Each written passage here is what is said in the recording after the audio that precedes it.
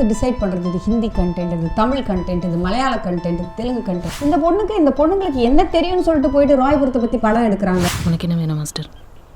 Knock out.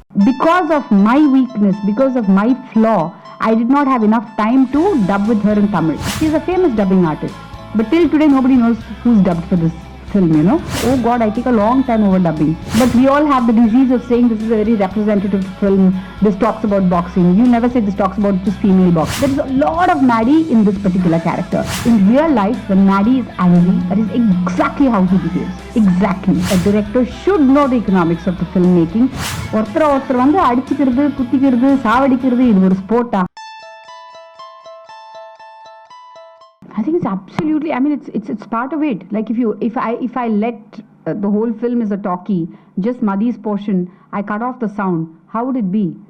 You're only seeing her emotions and you're not listening to it, you're not hearing it. It is absolutely crucial and essential. Now this girl, Ritika, has dubbed for herself in Hindi. Now, because of my weakness, because of my flaw, I did not have enough time to dub with her in Tamil. Otherwise, she would have cracked it.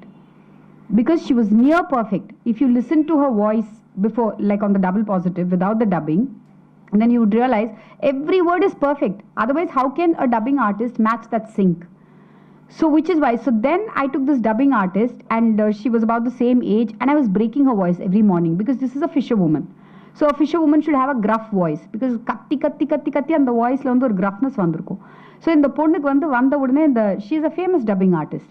But till today, nobody knows who's dubbed for this film, you know. So I would break her voice for 2 hours. She'll scream, she'll shout. Adukapram I'll dub for only 1.5 hours. That's how we achieved it. And she would follow Ritika's trend almost like, unless it was completely wrong, she would follow this girl's trend. So it was exactly like Ritika talking. It's very important. Dubbing is very important. Oh God, I take a long time over dubbing. I didn't even know the difference between amateur boxing and professional boxing. And trust me, believe me, when I started reading about boxing, the inherent thought in my head was, are you female boxers? They'll be like wrestlers. They'll all be like, they won't look nice. So I was reading it with a lot of antipathy. I was like, okay, this is not going anywhere. But because I'm an inherent reader, I started reading up secondary research. I started doing. Then as I'm reading, I'm finding so many facts, and I'm looking at pictures of the boxers. They're so pretty, they're so delicate. And then I started looking out for boxers in Chennai. Because I'm in Chennai, I didn't have a producer. You don't have too much money to spend. So I started looking for boxers and I saw that there was an Olympian, a man who's gone to the Olympics and fought, and he's a all India, very reputed boxer called Devarajan. I found his number on the net. I called him and I met with him, and from there he started introducing me to boxers and everything, and that whole network spread from him. Then I started going all around the country, meeting boxers. Then when you're meeting boxers, you have to meet coaches. Then you meet coaches, then you have to meet the officials, because each one is telling you their perspective. So Rashomon is happening there, you know, the same story, different. When this one is saying about the same person, somebody else is saying differently about the same person. So it was fabulous. So, you know, your research has to, I'll tell you what would you call, the benchmark for your research is keep researching till that point where you find nothing new about the subject. You know everything there is to know. So then you stop your research. Till then you have to keep doing your research. So when I started shooting my film 2014 is when I stopped research. Till then, from 2010 to 2014, there were new things coming in the press. Those were becoming scenes. So that's what I'm saying. You just have to be exhaustive. And you have to do a broad representative. You have to take a broad sample. You can't just go to these girls and just do a research on them, because your film would have been false. It would have been only one point of view. But we all have the disease of saying this is a very representative film. This talks about boxing. You'll never say this talks about just female boxing, right? So then you would have done injustice to the subject. So all angles, cover all angles. I completely believe in casting against grain. That is very interesting. Like I remember when Maniso could have cast Madhavan as in Siddharth's role or in Michael's role, but he didn't. He cast him as Inba in Aidhiruthu.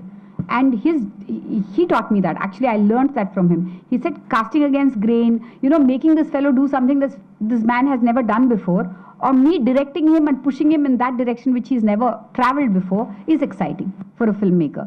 So when you have Maddy doing these softer roles, romantic roles, and you want him to play something like this, I also have another yardstick for myself. That is, I need to observe those actors, meet with them a couple of times. Their characteristic, when it is close to the character that they're playing, then it becomes very real. So I know Maddy I'm fortunate that I've known him for over 12 years, and I always knew that particular characteristic in Maddy. He's very arrogant. He has an attitude. He has that educated man's arrogance in him, And when he's dealing with people, he's a lot like that. If you're stupid around him, the way he talks to you, the way he snaps at you. Like one day, he was talking to me on the phone, and then his phone's charge runs out. He was in Bombay, I was here. Then he was asking somebody to give him the other phone. So they were giving him the other phone, and that phone, the charger was not being put or whatever. So he was like trying to tell him, like, put in the charger. So that guy was trying. So in 1 second, he says, "You're not going to get it. You're not going to understand how to do it. Now just give it to me. Let me do it." He's that kind of a guy. There is a lot of Maddy in this particular character. Maddy, one would think is soft. They would think he's acting. They would think he's just shouting in the interval scene. But no. In real life, when Maddy is angry, that is exactly how he behaves. Exactly. So I would just push him towards his real self. So that's how you cast. Now, I will say that I'm of that firm belief that, a director should know the economics of the filmmaking, should know exactly what that film is, how the film should be done to make it viable. And all this was taught to me by a master, by a man who's a management, a student of management, and he's always handled his production. He's always told me, my films don't go to that market. So my market is only this much. So my cost has only to be this much. So my shooting days will only be this much. When it was fashionable to shoot for 150, 200 days, Manisa would go get himself a heart attack if he didn't finish in 58 days. And at that level, if he can make Kannathil Muthamittal in 58 days, with those war sequences like that, anybody should be able to do a film at that quality at that day with planning, with hard work. And you should be very aware of the budgets, huh? இல்லை நம்ம எழுதும்போது actually நான் எழுதின ஸ்கிரிப்டே I edited a lot on paper. So நிறையாலாம் edit out பண்ணி இருக்காது. இந்த மாதிரி ஒரு சில சீன்ஸ் தான் where the scene is beautiful, the scene is good, but it's hampering my flow. It's not ரிக்வயர்டை விட it's hampering my flow. I did one extra scene. அந்த கமிட்டி ரூமில் அவரை போயிட்டு அடிக்கிற ஒரு சீன் இருக்குது பாருங்கள். இவனை வெளியே அனுப்பிச்சிடுவாங்க சேயிங் தட் செக்ஷுவல் ஹாரஸ்மெண்ட் கேஸ்ன்னு சொல்லிட்டு. அந்த scene we reshot. We actually shot it later. It was not in the original script. So அது எடுத்துட்டு வரும்போது இந்த சீன்ஸ் எல்லாம் redundant ஆயிடுச்சு. So I had to take them out. And I have no attachment to any scene in the film. I have attachment only to the final product. Again, that is something that I've learned from Manisa. Organically, the way I shoot the scene will change. I go with the basic shot breakdown. அந்த shot breakdown எல்லாம் நான் பேட்ல எல்லாம் mark பண்ண மாட்டேன். ஸ்பாட்டில் போயிட்டு maybe அப்படி நான் பிகாஸ் மை அசிஸ்டன்ஸ் இந்த நம்பர் கொடுக்கறதுக்காக அவங்க என்னை டார்ச்சர் பண்ணுவாங்க காலையில் ஸோ ஓகே இது அப்படின்னு சொல்லிட்டு அவங்க ஒரு அந்தாஜா அவங்க நம்பர் போட்டுட்ருக்காங்க. இப்போ தான் கிளாப்பே இல்லையே, we are in digital era.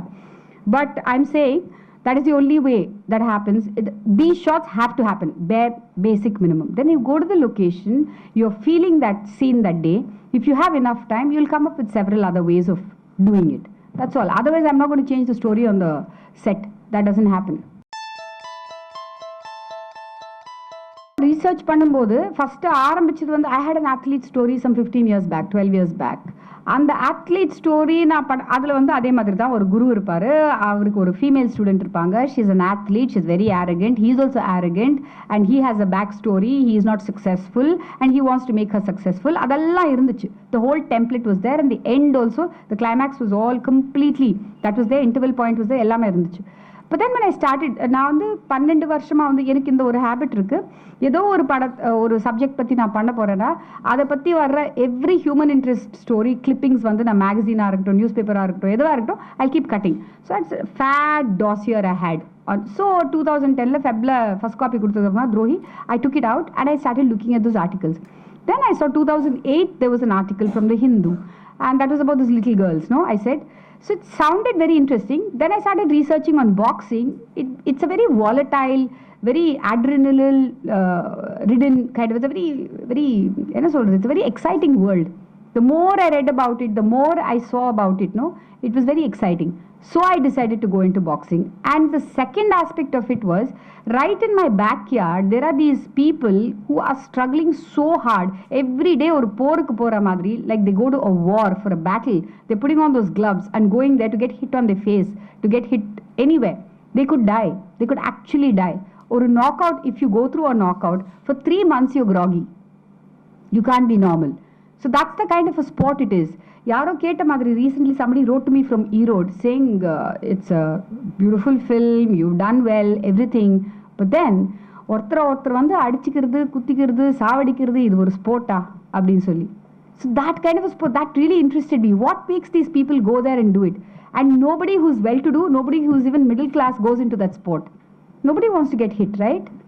So that's what excited me. You know, actually, my editor is Satish Surya, and also like there was editing supervision from after we cut our first cut, we took it to Bombay to do the Hindi cut, which was Rajuji also sat on it, and he's the best editor in the country. And since he was also the director, he never acted like this typical producer or anybody like an outsider who would say like, "Idu and extra work, idu thuki podu," nothing like that. It was always, Sudha, I think maybe, what do you think? Even my editor, he will cut it, he will keep it ready for me, and then I go and then we do our cut together. And after that, many times Satish has told me, this thing is not working. It's like a scene in itself. This scene also has a whole graph, and it has a completion. The next one again seems like it's starting from the beginning and going to the end. Like for example, and the Tani Tuki Poto, the deleted scenes la irukku illingla, that particular scene is just excessive. It was saying the same thing that was said in the Sarita match in the previous match, you know. So those are the kind of things they point out to me. Sometimes I hang on to it. Sometimes, yeah, chuck it. I listen to them. I really listen to them.